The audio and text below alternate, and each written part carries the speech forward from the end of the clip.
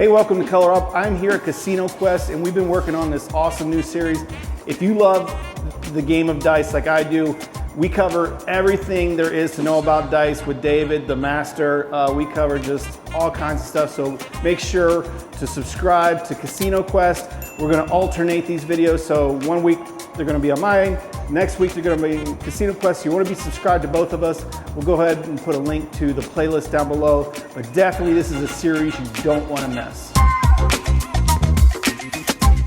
All right, we are back. Okay, so what we're gonna do is we're gonna start with sort of the order of operation on a craps table, starting with the buy-in. So we're gonna assume, okay, from an etiquette standard, which we teach all of our players, we're gonna wanna come in when the puck is off. So obviously there needs to be room at the table, right? You wanna have a space at the table. Okay. And you wanna pick a space that's open for your play. You always look for where the checks are. Can I buy one with $5? $5.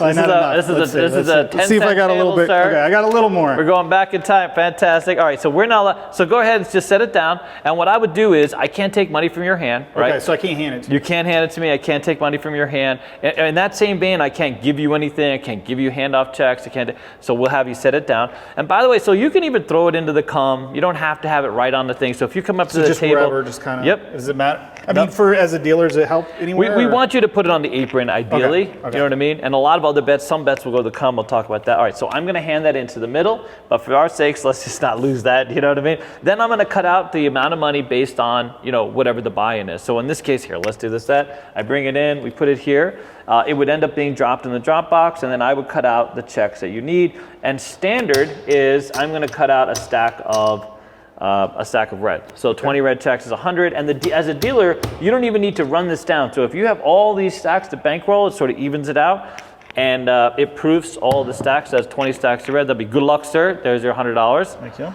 And then you're gonna and you're gonna want to prompt the player as a dealer to put it in the rail. So some players that don't know, they'll just leave their money and start working, like, because a blackjack table is no rail. It's literally on the layout. Right? Like, you follow? Yeah. Yeah. So we're gonna tell you, hey, put that in the rail. Okay. Okay.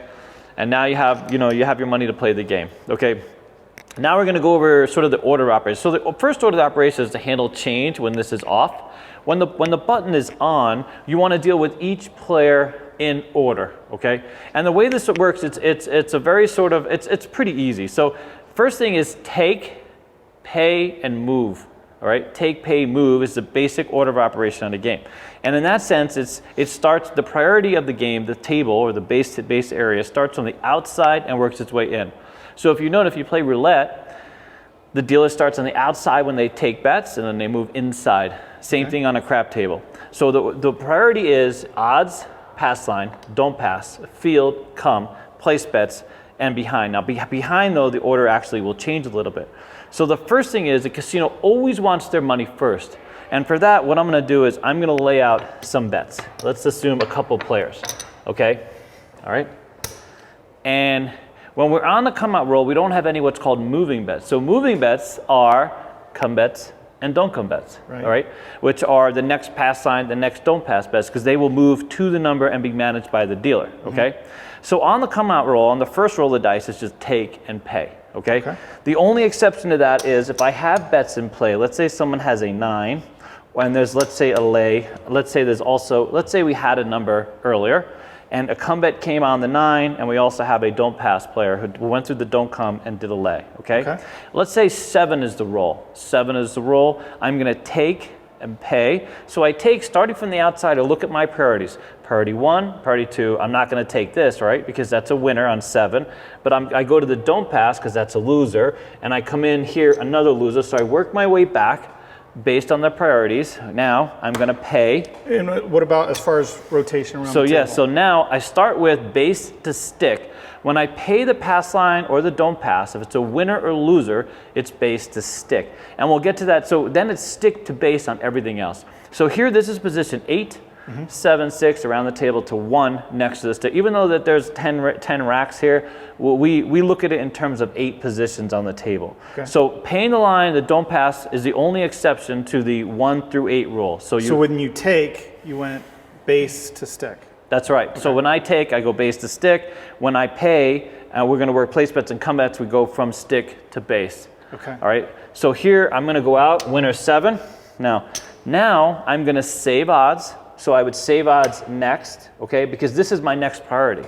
So as I moved in, this is my last priority. I'm gonna save odds, I'm gonna hand those odds off to position 1, and now I'm gonna pay behind because there's a 7 that's rolled. I'm gonna pay behind and pay, let's say it's this position here, no 9, and that kind of thing.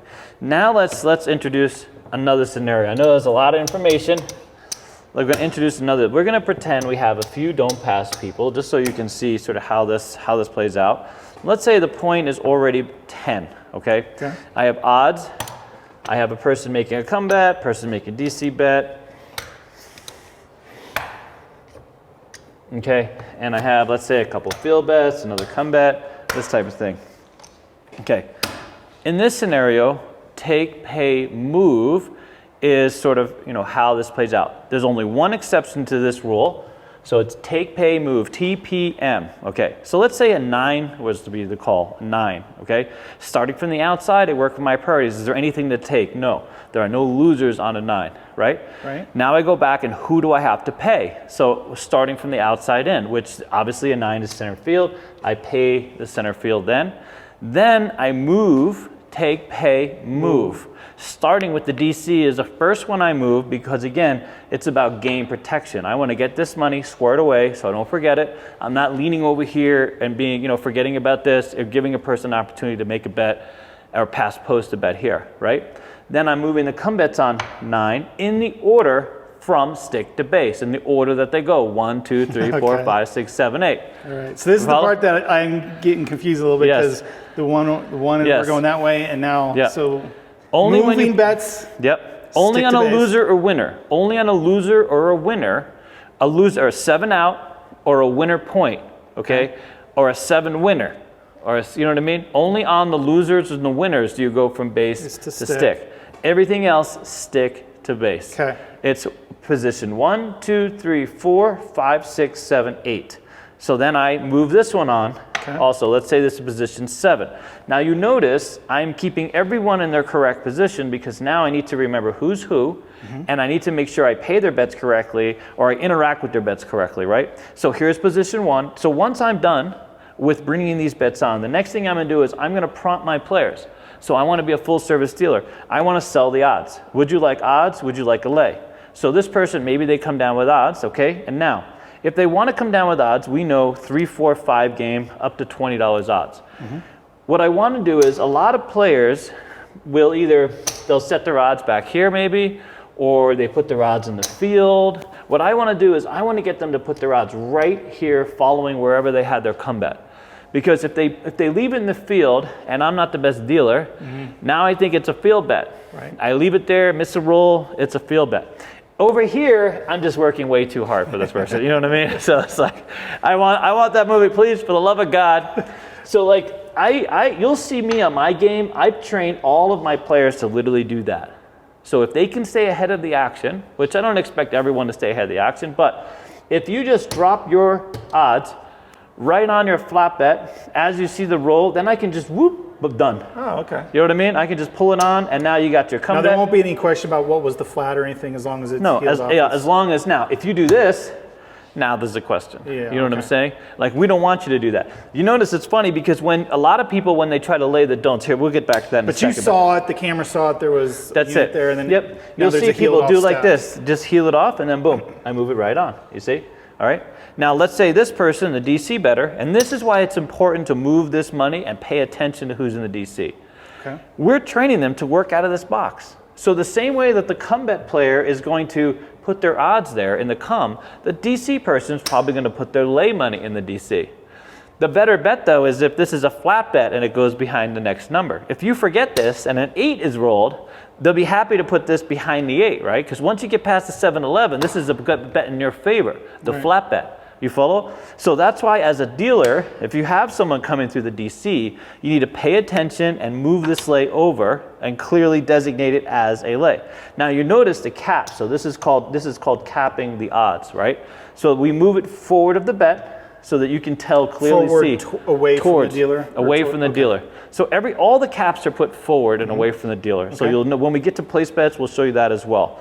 The other thing is here on the don't pass, we want to train our players to put the lay first. So here we have a point at 10. Let's say you as a customer are playing the don'ts. I see a lot of people do this, see? See, you know how I've instructed my come bet player to just put it that way? See, a lot of don't pass people also think that's a thing, but the problem with this is that now it looks like you're trying to pass post your flat bet, even though you may not be. You may just, you just don't know. It's important as a dealer to case the layout, know who's playing what, and that way if anybody does this, you know to move it over and make it a lay. Now the lays we set first. So as a dealer, you pay the lay and then you pay the flat bet, all right? And the reason for that is because of the way that the mirror works and how the cameras work. So if you're a supervisor here in the middle, your line of sight, nothing's obstructing your line of sight from the mirror, okay? If the bet is like this stack of checks is obstructing your line of sight in the mirror. You follow? I do follow that. So it's harder to see. I do have a question here though. So as it gets around the thing, it's not that big a deal. But this way, as long as it's a standard practice, it just makes it easier. So clearly, you're right. So there's no longer a start. But if you're a supervisor what I'm saying here, is like here or this side, but you're saying it doesn't really matter. It matters a little bit because if you pay with your outside hand, all right.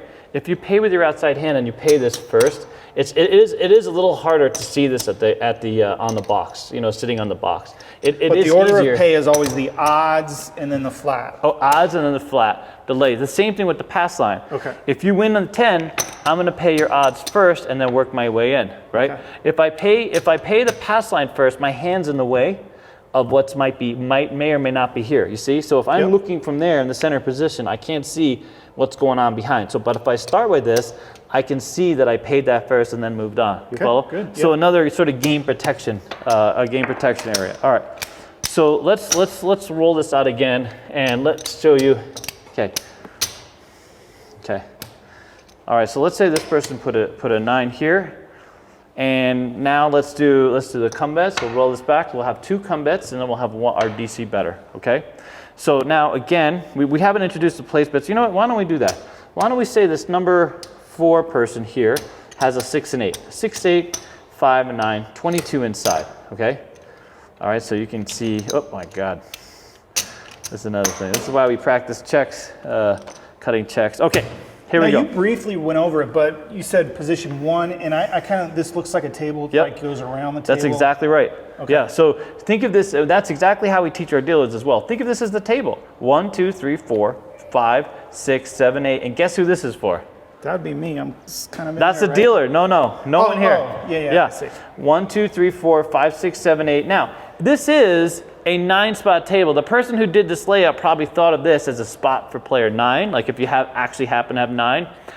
I've had 9 players at a table before, but it's rare. It's really rare. It's most, especially now with the whole. So do you work the side? No, you don't. You never work the side. You have to work front and back. You just run out of room. So imagine if I have this and I also have a come bet, and now I got a guy back here with a place bet and a come bet. Look, I have no room. Yeah. You know what I'm saying? I'm just going to confuse myself. You follow? Yes. Not that that's normal. So it's always going to be on the front and the back. Always the front and the back. So position 1, 2, 3, 4, 5, 6, 7, 8. And you notice come bets go inside the line. Always inside. Yeah, that's a big one because I see a lot of YouTube videos where they're yeah, because if you do this, if you just do this and you're teaching your users about, let's say, place bets, okay, and you know place bets and you know how they work, but this is a different type of bet. If a customer then goes to the casino and they see the dealer doing this and they're like, no, I need it here, you know what I'm saying? Right. You're sort of confusing the point, you know what I mean? It's important that place bets are put on the line. Our dealers put on the line, and come bets go inside the box. That's an important distinction, okay? Yep. All right, so let's call that an 8-8. Again, casino take, they always want their money first. That's sort of the golden rule. So I'm gonna go out, look what I gotta take. The only thing to take here is the field. 8 is not in the field. DC, next. There's nothing to pay yet. This is the one exception because I gotta wait. I gotta move, then pay, okay? If I had a higher priority that needed to be paid, like a field bet, then I would do that. But now, I'm gonna move my come bets on, and now I pay stick to base. I don't have anybody here, or here, so I move right to my next person. I cut out the checks direct, off of my stacks, and I hand off the money. Simple as that. And then we'll get to the options on place bets. So I think that'll be a good lesson next. What do you mean by options? you always work or pay out here and then move everything it to the starts player, in the right? come. Everything starts in the come. There's even this is considered, so the come area is basically considered sort of the dealer's cash register, right? This is sort of their working area, but the cash register is the come. This is where they construct the bets that have to be paid. And then I'm going to teach you some picking dynamics as well as part of this lesson. So I think that would be useful to help people, because I know a lot of people just sort of go like this, and you know what I mean? They just move the checks out. Sure. You know, learning how to sort of pick checks and cut checks is an important, skill for dealers to have. But so a tip for us players then, I would know, because I'm watching you work and you're starting to pay that guy. I know, like yes. say I wanted a power press. That's it. I would know you'd be coming to me next to pay my place That's back, right. So now, if you know the order of operations, you know that I've moved my come bets on, and guess what? I'm coming to you next, right? So now you can have that ready and get that out there for me, and that's a nice distinction, right? So like, you see, I don't have this. You follow? Like if I had 3 people set up, you would know the order. I was going to be 2, 3, and then boom, I'm on you. So it's knowing where your money is and sort of where I'm at in the game, where the dealer is. If you're over on this guy, I could probably go, I want to press, but... Yeah, right. I might not be paying attention. I'd be like, wait a second, sir. I'll be right there. Right. And we get that a lot, by the way. Yeah, I can imagine, because we don't know. Most players aren't going to take the time. You guys are taking the time to learn the order of pay. But most people are like, well, they know what they want to do, but they don't understand what and they don't want to get lost. They're not sure when you're going to get to them. They want to make sure they get their bet out in time. I mean, those are important distinctions. So order of operations is a good thing to know. Yeah. So you know, like, where I'm at in the game and when I'm going to get to you without being rude or intrusive. You know what I'm saying? And making sure that none of your money gets lost. Yeah. I don't think we as players want to be rude. We don't know. No, of course. No, that's right. Okay. You just don't know. That's it. Yeah. Gotcha. All right, good. So here, let me take this down real quick. And now we're just going to go over winner 10. All right. Okay. We're going to pretend there's a winner 10. So winners. Now, on a winner, I start from base to stick. So the first thing I do, casino wants their money. I'm going to go ahead and take from the outside, the highest priority first. I'm going to take that money. Okay. Now I want to pay. Now when I pay, I'm going to start with the odds. I can do 2 hands, by the way. That's perfectly acceptable. Just like this. And then I can pay 2 to 1. Obviously the flat pays even money. The one exception to this rule is I could do totals and conversions. We'll deal with that later. But anyway, so that's a winner. And now the last thing I do, as we spoke about earlier, is I unmark the point, and now everyone can pick up their money, and we can move on with the game. All right? A little side question. I don't know if we're doing this out of order. I saw you sized into it. Is that just for convenience, or is that like a procedure? Yes, that is a procedure. So sizing into checks is very important. So the idea is a casino wants to see. So this was back in the day when cameras weren't as good. Cameras are really good now, so they can see all the details of checks. I won't tell you what casino, but I watched the lady not size into any of the bets. Yeah, there's only one player, but I don't know. Yeah, so you'll notice, like, dealers sometimes will try to just drop money because they don't know how to size, or they'll do something like this. But sizing into checks is important. So the casino knows that this pile. Oh, sorry. No, yeah. So I was thinking about something else. I wanted to show you what I saw. What did you see? Here, show me so I can fix it. So he had a winner, whatever it was, and she maybe she made it to the dome. She kind of put it there. Oh yeah, like that. Lazy dealer. Okay. Lazy dealer. Yeah, we don't want our students to be lazy. It wasn't a size in. It wasn't anything. It was just kind of like. Yeah, they just push checks out, pile of checks. Yep. So here's an interesting thing about the casinos today. So a lot of casinos, a lot of surveillance doesn't know craps all that well. So people that follow the games, blackjack is easier game to understand and to follow if you're in surveillance. Craps, not so much. There's a lot of things that go on in craps. Craps is absolutely a very verbal game.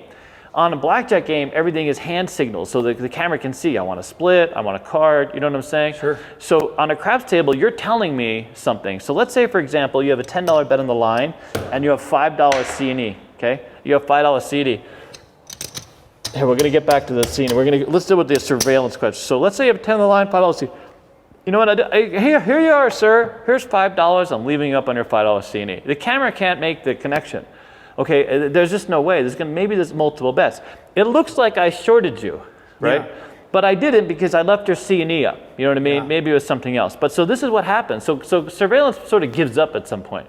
You know what I mean? Because Yeah, you know makes this. sense. You know they're just like, well, screw it. You know, They got to take your course just to learn how to that's it. surveillance.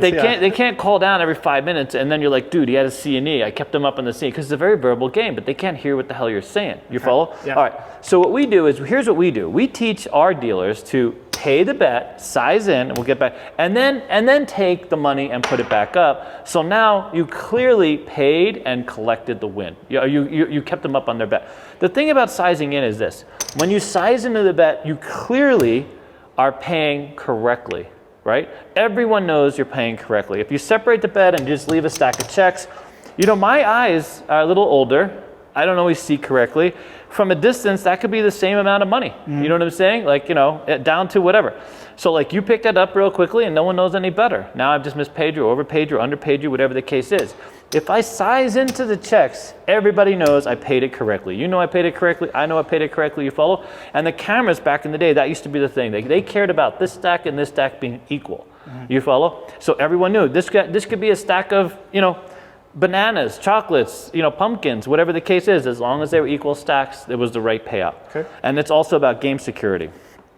All right, good. There's Yep. an introduction to the order of operations and sizing, a little game protection. Then we'll move on to paying bets, the placement and paying bets. Sound Perfect. good? Yeah. All right, good.